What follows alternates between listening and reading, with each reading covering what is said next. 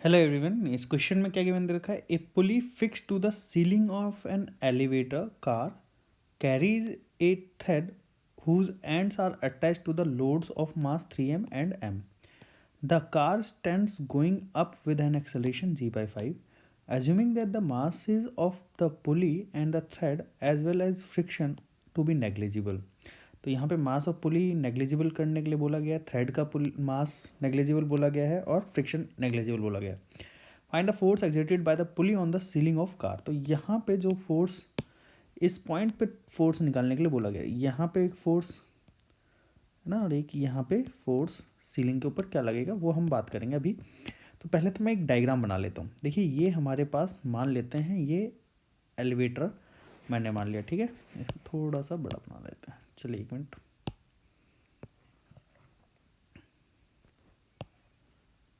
ये हमारे पास एलिवेटर, ठीक है।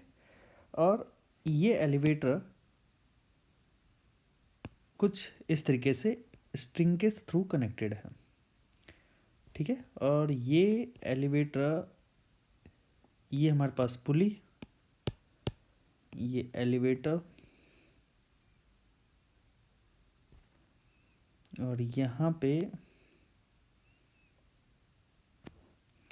ये एम मास,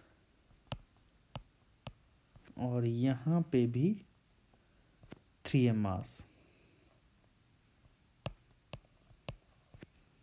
ठीक है। ये क्वेश्चन में मेंशन है।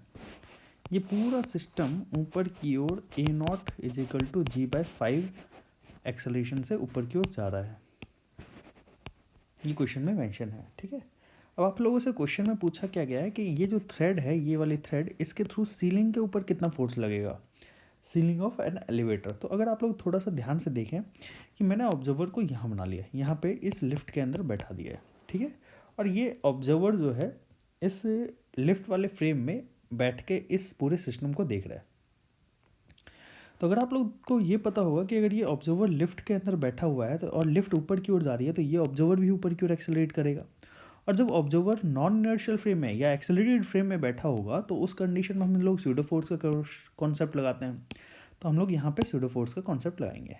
ये 3m मास का बॉडी है, तो यहाँ पे 3mg, ये तो एक फोर्स लगेगा 3mg। दूसरा एक फोर्स लगेगा 3ma0। ये ऐसे ही यहाँ पे फोर्स की बात करूँ तो यहाँ पे एक mg फोर्स लगेगा और यहाँ पे ma0 फोर्स लगेगा। तो दो चीज़ें फोर्स लग रही है यहाँ पे। मैं इसको थोड़ा सा ओपन हल्का साइड में बना लेता हूँ। ये ma0 फोर्स लगेगा। तो आप लोगों को ये फोर्सेस आपको दिखाई दे रहे हैं। यहाँ पे एक टेंशन फोर्स T लगेगा, यहाँ एक टेंशन फोर्स T लगेगा, यहाँ एक टेंशन फोर्स T लगेगा, और यहाँ एक टेंशन फोर्स T लगेगा। और यहाँ पे एक नॉर्मल रिएक्शन फोर्स या फिर एक सीलिंग के ऊपर जो फोर्स लगेगा, this is called reaction force. मैं कह सकता हूँ R, मैं बोल देता हूँ, तो ये R लग रहा होगा। अब इस क्वेश्चन को हम सॉल्व करते हैं।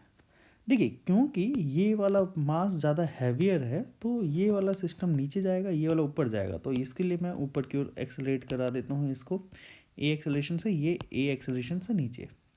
अगर आप 3m मास का फ्री बॉडी डायग्राम बनाते हैं, चलिए पहले मैं इसका एक्सेलरेशन निकाल लेता हूँ। तो एक्सेलरेशन ऑफ सिस्टम क्या होगा, आपको पहले ही बताया था पहले वाले लेक्चर के अंदर कि इसमें टेंशन जो है, ये जो टेंशन है, ये टेंशन, ये टेंशन, ये वाले forces, this is the internal forces of the system. तो इनका एक्सेलरेशन के ऊपर कोई इफेक्ट नहीं पड़ने वाला। तो ये वाला फोर्स और ये वाले फोर्स, ये दोनों फोर्स एक्सेलरेशन के ऊपर इफेक्ट करेगा। तो यहाँ पे खींचने वाला फोर्स कौन सा है, 3mg प्लस 3ma0। तो मैं यहाँ पे लिख सकता हूँ acceleration of system that is equal to 3mg plus a0। ये फोर्स खींचने वाला फोर्स है।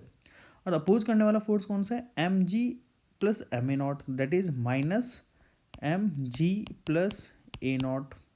ये अपोज करने वाला है। पूरे सिस्टम का मास कितना है, 3m प्लस m। ये मैंने सिस्टम का एक्सेलरेशन निकाल लिया।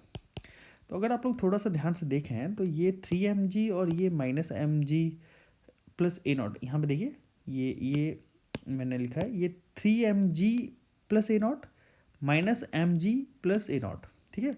तो यहाँ पे से 2mg प्लस ए नॉट बचेगा डिवाइडेड बाय 4m बचेगा, इससे कट करोगे तो ये 2 बचेगा। तो एक्सेलरेशन की वैल्यू हो जाएगी g प्लस ए नॉट की वैल्यू g/5 डिवाइडेड बाय 2।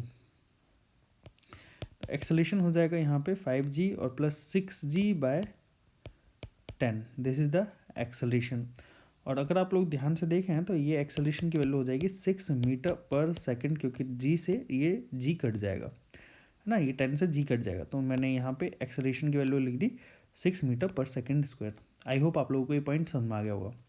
अब हम बात करेंगे टेंशन की। इसको थोड़ा सा छोटा कर देता हूँ मैं, इसको थोड़ा सा छोटा कर देता हूँ।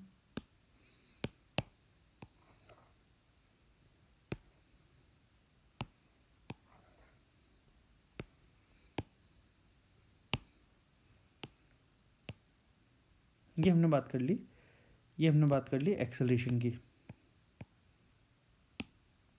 ये हमने बात कर ली एक्सेलरेशन की। अब हम बात करेंगे टेंशन की। तो टेंशन के लिए आप किसी भी एक ब्लॉक का फ्री बॉडी डायग्राम बना लीजिए। यहाँ पे मैंने m मास का ब्लॉक का फ्री बॉडी डायग्राम बना लिया। ये ऊपर की ओर लग रहा है T, नीचे की ओर फोर्स लग रहा है mg प्लस ए नॉट, ये जो वाला जो फोर्स है ये दोनों mg प्लस ma नॉट, तो मैंने ये लिख दिया mg प्लस ए नॉट। तो अब यहाँ पे ये वाला ब्लॉक ऊपर की ओर एक्सेलरेट कर रहा है, तो मैं यहाँ पे इक्वेशन क्या लिखूँगा, T minus M G plus A naught is equal to M A. अब देखिए यहाँ पे T minus M G plus g/5 m। अब यहाँ पे एक्सेलरेशन की वैल्यू, एक्सेलरेशन की वैल्यू कितनी है यहाँ पे 6, तो ये मैंने लिख दिया, ठीक है। अब यहाँ पे देखिए T माइनस, अब यहाँ पे हो जाएगा m और ये हो जाएगा 6g/5, m 6 है ना, ये 6m हो जाएगा। तो यहाँ पे अगर आप लोग थोड़ा सा ध्यान से देखें तो ये 5 से मैं इसको कट करूँगा g को, तो ये 2 पे कट जाएगा, ये 12m हो जाएगा और यहाँ पे 6m हो जाएगा। तो t की वैल्यू हो जाएगी total 18m। This is the tension force, ठीक है, ये टेंशन फोर्स लग रहा है, ठीक है। अब हम बात कर रहे हैं यहाँ पे,